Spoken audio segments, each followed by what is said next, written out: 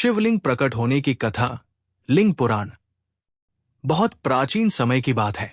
ब्रह्मांड की रचना के पश्चात जब सृष्टि का विस्तार हो रहा था, तब एक समय ऐसा आया जब भगवान विष्णु और ब्रह्मा के बीच ये विवाद उत्पन्न हो गया कि दोनों में से कौन श्रेष्ठ है।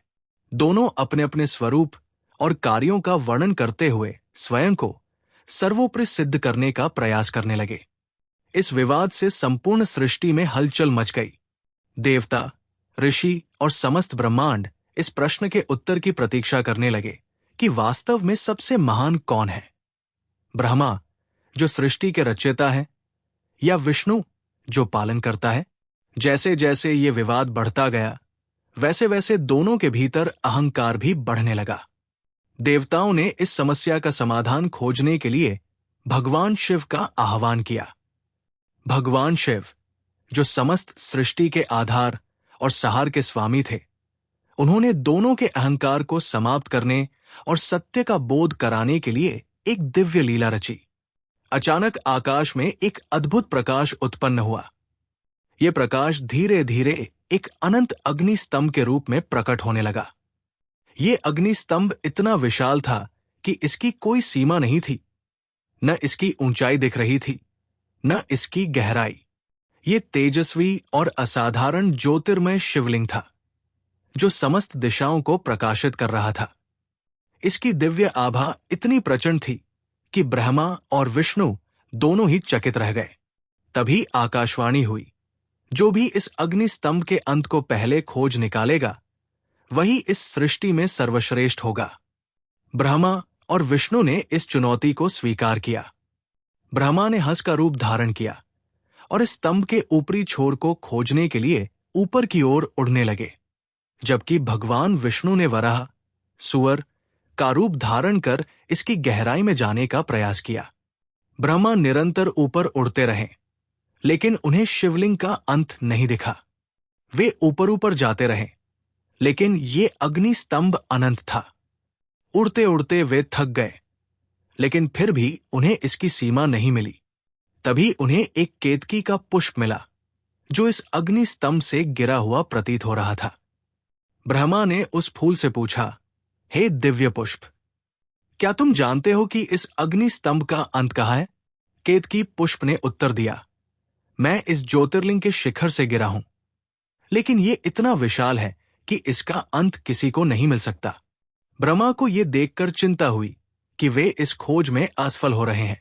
उन्होंने एक योजना बनाई और उस केतकी पुष्प से कहा, क्या तुम मेरी गवाही दोगे कि मैंने इस शिवलिंग का अंत देख लिया है? केतकी पुष्प ने स्वीकृति दे दी। ब्रह्मा गर्व से नीचे लौटे और विष्णु जी को कहा, मैंने इस अग्नि स्तंभ का अंत देख लिया है।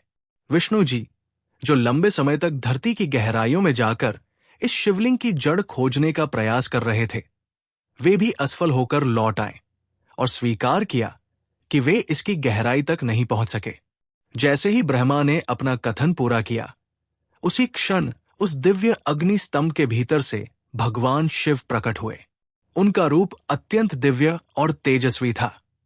उनकी जटाओं से गंगा प्रवाहित हो रही थी। उनके मस्तक पर चंद्रमा चमक रहा था और उनके गले में सर्प लिपटे हुए थे। भगवान शिव अत्यंत क्रोधित दिखाई दे रहे थे। भगवान शिव ने ब्रह्मा की ओर देखते हुए कहा, हे ब्रह्मा, तुमने असत्य कहा है।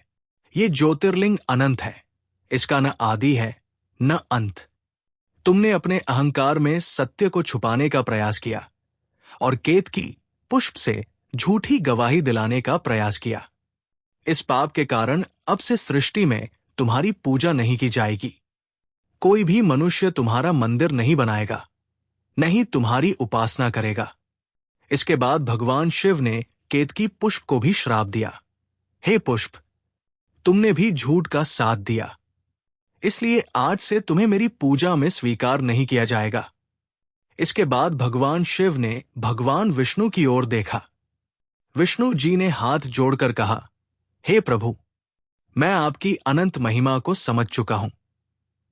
आप ही सहार, सृजन और पालन के आधार हैं।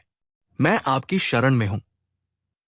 भगवान शिव प्रसन्न हुए और कहा, हे विष्णु, तुम सत्य के मार्ग पर रहे और अपनी हार स्वीकार की। इस कारण सृष्टि में तुम्हारी पूजा होगी और लोग तुम्हें सर्वत्र पूज्य मानेंगे। इसके बाद भगवान शिव ने घोषणा की कि ये ज्योतिर्लिंग सृष्टि के अंत तक पूजनीय रहेगा। जो भी इस ज्योतिर्लिंग की पूजा करेगा वो मेरे समान ही पुण्य प्राप्त करेगा। ये ज्योतिर्लिंग सदा मेरी उपस्थिति का प्रतीक रहेगा और इसी के माध्यम से भक्त मुझ तक पहुंच सकेंगे। ये वही ज्योतिर्लिंग था जो आज 12 प्रमुख ज्योतिर्लिंगों के रूप में संपूर्ण भारत में पूजित है। इसी दिन से शिवरात्रि का पर्व मनाया जाने लगा, क्योंकि इस दिन स्वयं भगवान शिव ज्योतिर्लिंग के रूप में प्रकट हुए थे। इस प्रकार लिंग पुराण में वर्णित ये कथा हमें ये सिखाती है कि भगवान शिव का स्वरूप अनंत और असीमित है।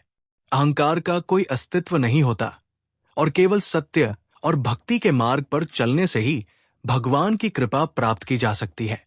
जो भी शिवरात्रि के दिन श्रद्धा भाव से भगवान शिव की पूजा करता है वो मोक्ष को प्राप्त करता है और उसके समस्त पाप नष्ट हो जाते हैं।